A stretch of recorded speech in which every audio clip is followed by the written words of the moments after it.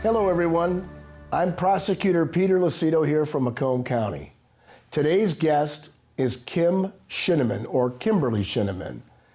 Kimberly is the chief of the Family Law Division that we have in Macomb County, and her authority comes within statute, which is, under the statute, her division is responsible for establishing paternity of a child and enforcement for collection of the child support for that child in these cases. So thanks for joining us today, Kim.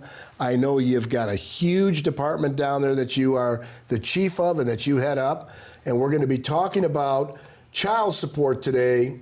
We're going to be focusing on how does a case start in your office. So I know that a baby is born in Macomb County and or another county and then makes its way for a case. Tell us how it all starts for child support. Thank you for having me. Well, when a child is born and is receiving state assistance, the person has an opportunity to call Office of Child Support, or a duty to call Office of Child Support, and Office of Child Support will take their information and then refer them to whatever county that they reside in. If they reside in Macomb County, we will get the referral and we will start the case. We will send them a letter, have them come in, fill out the information. That also will include a copy of the birth certificate. If the father is on the birth certificate, we then will send that father either a letter or an investigator will go out and find that gentleman. Or if the person is not on the birth certificate, we will do everything we can to find that father and or potential father and offer him an opportunity to have a DNA test. So I remember being in the legislature when we were making laws, and I noticed that the budget, the DHHS budget, which is Department of Health and Human Services, giving to those who need it most, has the largest part of the state budget. At the time, it was somewhere around $42 billion that were being given to those that needed support and or some help, some assistance. Children, though, I noticed that, like in Macomb County, you just gave me the number. It's almost $300 million just in Macomb County in arrears? Yes, sir. What does that mean? That means that at this point in time, and we ran the numbers last night, that the total arrears in Macomb County are $300 million, meaning uncollected? That's uncollected debt, and that's just all cases at this point in time. How much is it for the entire state, all 83 counties? Oh, yeah, $5 billion. $5 billion. Imagine this. $300 million here almost in Macomb County, Yes. $5 billion with a B for the state of Michigan uncollected child support. And a lot of those individuals that owe are those individuals that will never pay, some of them, because they died, they left to another state, and then we'd have to get, what do they call those federal support orders that go out of state? Correct. So a baby's born in Macomb or outside the state or wherever they're born, we have to establish paternity, which means what? Explain to the viewers. We have to establish paternity by, if the father's already on the birth certificate, then paternity is already established. Correct. If the potential father comes in, we do the DNA test, and it comes back that he is the father. Then we proceed with our child support case. And they swab the individual's mouth? They do that, yes. And then they would go ahead with the mother's saliva, the child's saliva, and the father's, determine that the DNA matches the father or not. Correct. We send it to DDC, which is the court-recognized And that's testing happening right center. here in Macomb County in our office. We do it right at our office. Yeah. At a minimal fee to the parties. Okay. A very minimal fee. But, I mean, here I'm a taxpayer, like you are, and Yes. all the viewers out here, and the state of Michigan is providing, subsidizing the child support for the child because it's when a child needs it most, when they're children. Correct. And what happens after that is all established is we strive to work with both mom and dad in Macomb County. You know that's very important for us. We have actually 5 prosecutors that work in this unit. We send both mom and dad, which we refer to the parties as, a letter to come in and sit down with a prosecutor who has vast knowledge in family law. They sit down and we try to work with both parties to come up with a order, not only for child support, but it also addresses parenting time. Right. And so our goal is so that we can help both mom and dad be happy with what we can to establish engage for both them. parents in the upbringing as well as unifying that these are you try to keep the family intact. Correct. Now, you did private practice before you joined the prosecutor's office, did a lot of domestic relations, which is support, custody, visitation, medical, uninsured medical, all the things that go into raising a child. Yes. In regards to the parenting time, are the people that come into the office after support is established in paternity, are they amenable to try to work something out? That is one thing that we try very hard, because I think there's a misconception. When people walk into the office, I think that they just think that we're after the money, that we don't care about what's going to happen going forward. Well, that's not the truth. We take pride in every single thing we do. And establishing a parenting time order that works for every single person, it's just not, every family has the same parenting time order. You know, some people may have to have supervised because the child's very young. Some people may have to meet at a certain location. Some people may have to do 50-50. And we like to listen to both parties so that we can handcraft an order that fits each and every individual, so that may go forward saying, or looking at the system and realizing that it's just not one-sided. When I came to the office, I had made you chief of the unit because of your very, very, very dedicated experience that you had, first of all, in private practice, because I knew you then. But I also realized that the organizational unit of the family unit that you supervise and are the chief of needed to make sure that we're not only collecting the day-to-day support for those individuals, but anybody over $5,000, they are in arrears a lot of money. That's a felony in the state. Explain that to the viewers. That is a felony in the state. And you and I had in-depth conversations, as you know, because under prior administrations, and Macomb County really didn't prosecute for that unless it was a very large amount. $70,000, $80,000.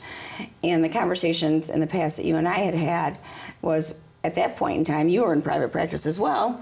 What is the point when the child now is probably in their 30s or 40s? We need to go and do more when the child is younger and probably need that money.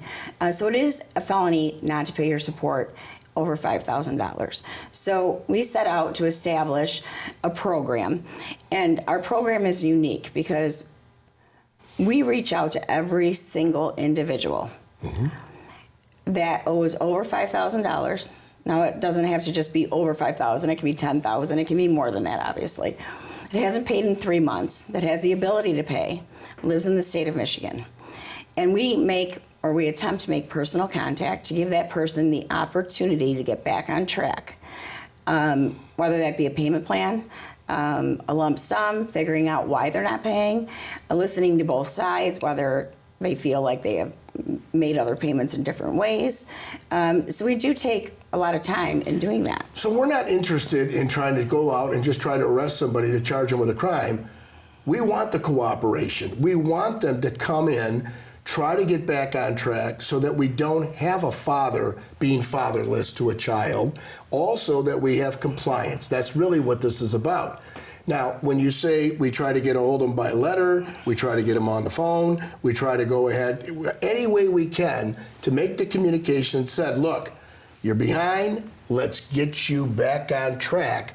If they don't get it back on track because it's their choice not to cooperate, what happens next? And we go after mothers that don't pay as well. That's right. Let's just not say fathers, everybody. It's the parent that owes the support. Thank you. Right. So communication is the key. Normally it's myself that reaches out to the person or another APA in the office, usually Giovanna Fudge. She will reach out. And she's your deputy. She is my deputy chief. If they enter into a payment agreement and we follow the case month by month and they don't do what they're supposed to do, then they can get charged. If we can't get a hold of them, whether we have a bad phone number, bad address, or we first try to send a letter, if they don't respond, then they can get charged with a felony. So we have investigators that help you and assist you in your day-to-day operations of the unit? I have 2 investigators that do a thorough investigation into every single file. They investigate possible addresses, possible employment, possible under-the-table employment, social media, and anything that goes into the case. So we do thoroughly investigate every single case before prosecution. We've had town halls, it's called town halls on the telephone for individuals to call in to ask us the questions. We're going to continue to do that. It worked really well. We also have our newsletter electronically, and or we also have press releases that go out to tell individuals, hey, we don't want to be the bad persons that you think we are. We want you to come in. Let's get this worked out so that we don't have $300 million in arrearage. We have to thank the County Board of Commissioners, even though this entire unit is grant funded by dollars of the state to try to get the money back to DHHS for taking care of these children. The Board of Commissioners believe that, look, we see an aging population in Macomb, and we don't want grandparents to be raising their grandchildren. We want the fathers and the mothers that had the child to go out and do what their responsibility is for them to do. Financially support the child. And as a result, we did get an additional investigator. We did get cooperation from the Board of Commissioners because they too believed it was important to make sure that everyone worked and tried to get along to make this happen. We also had the support of the Chief Judge, Judge Rancilio, who said, yes, family's important. I'd like to see them, get together as a unit and try to raise the child because it just has a better outcome for all of us. Yes, the support from the Board of Commissioners has been unbelievable. Yeah, I know. They really took the time to listen to us and get behind us. I mean, it started off with, basically just me doing it on the side to see if we could even pull this off. Yeah. The Attorney General's office was basically doing majority of the prosecution at that point in time. And Board of Commissioners and you said, hey, let's see what we can do with this. And how much have we collected to date since this has all started in the last year and a half? The totals at the end of November were over $1.7 million. And I would like to say that over 1.2 is without felony prosecution. So we collected over $1.2 million without ever charging anybody, and only about $500,000 of that was by charging somebody to enforce the order of the court, which already said you have a duty to pay. When they didn't pay, that's when it got enforced by way of an arrest, correct? That's correct. So, but $1.2 million was by way of cooperating. Calling them up, getting them on a payment plan, figuring out how we can help them and how we can work together. Communication and consistency. What do you tell the parent out there that's listening today what they can do if their other parent is behind in support? What do they need to do? If the other parent is behind in support, they can contact our office and we can open an investigation. What everybody has to understand that one of the first things that we always tell anybody that's contacting for felony enforcement, that we always do reach out to the other parent to try to get cooperation. Cooperation is the key. If the other parent communicates consistency and cooperates with us, that gets money to them faster. And if they didn't establish paternity yet, maybe they're not on the birth certificate, then you will first establish the paternity because there's a pecking order or a hierarchy. One is establish paternity, make sure it's the father, and then start the enforcement for support. Well, then, if there's no paternity established, they have to start the case from the very beginning, and Correct. then they have to get all the way to $5,000. And depending on how much the child support owed is, it depends on how long it would take to get to our office. And we usually do majority of the time in front of the court. Yep. Takes enforcement proceedings first. If they're already started a support, though, meaning either the Attorney General's office has it, you'll be able to tell them immediately if they call, do you have a case already started? And if they've been not paying, then you would tell them you need to work with the Attorney General's office who started it, correct? Yeah, if they've applied to the Attorney General's office, which some people do, because if the person lives out of state. Correct. They have more rights to extradition than we do, or the more funding for extradition. We will work with the Attorney General's office, see if they are already in the middle of prosecution or investigation, and let them know. Then that's the way they need to go. So what happens if a payor, meaning the parent that owes, is living out of state?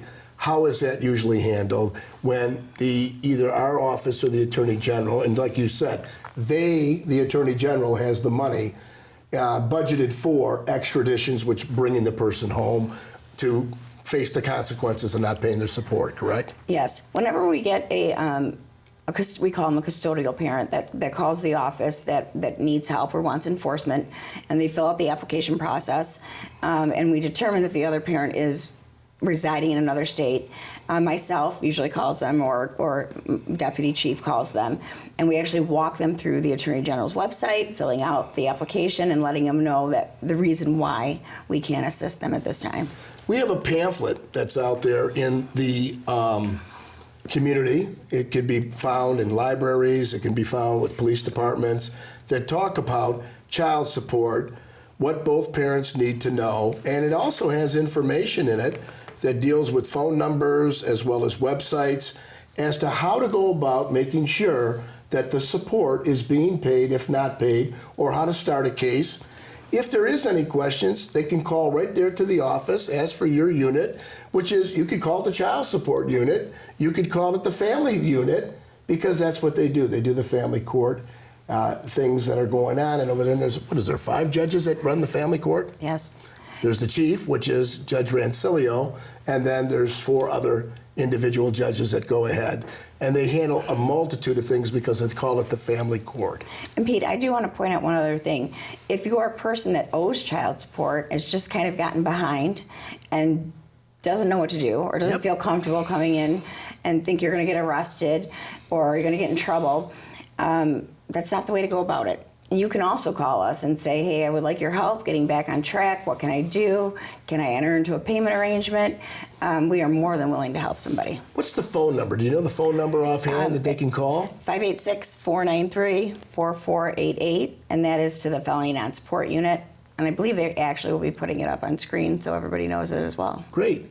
Well, Kim, it was great to see you today, and thanks for coming on out to give all of the viewers out there the opportunity to understand about what your unit does, how you go ahead and perform, and it really is, like you said, we're not out to hurt anyone. We want you to get back on track so that that child can grow up with every bit of the money they need in their tender years, their developmental years, so that they have a fighting chance. And we really, I do want to tell you, I want to take the burden off of grandmas and grandpas, aunts and uncles, because it's the obligation of the 2 parties, the parents that had the child, to go ahead and raise the child emotionally, financially, and to do the best they can so that that child has a fighting chance. Yes. Thanks for being with us today. Great leadership. Thank you for having me. We really love the fact that you have this passion for this. Keep up the great work and continue to do what you're doing. Thank you. And Pete, I have to thank the other people in the unit. We have a very large unit. They work hard every single day that they come to work. You do. You got a great team, and we appreciate everything that everybody does. So thank you again. Thank you. Take care, everybody. It was good to see everybody, and remember, get your child support. Your child needs it.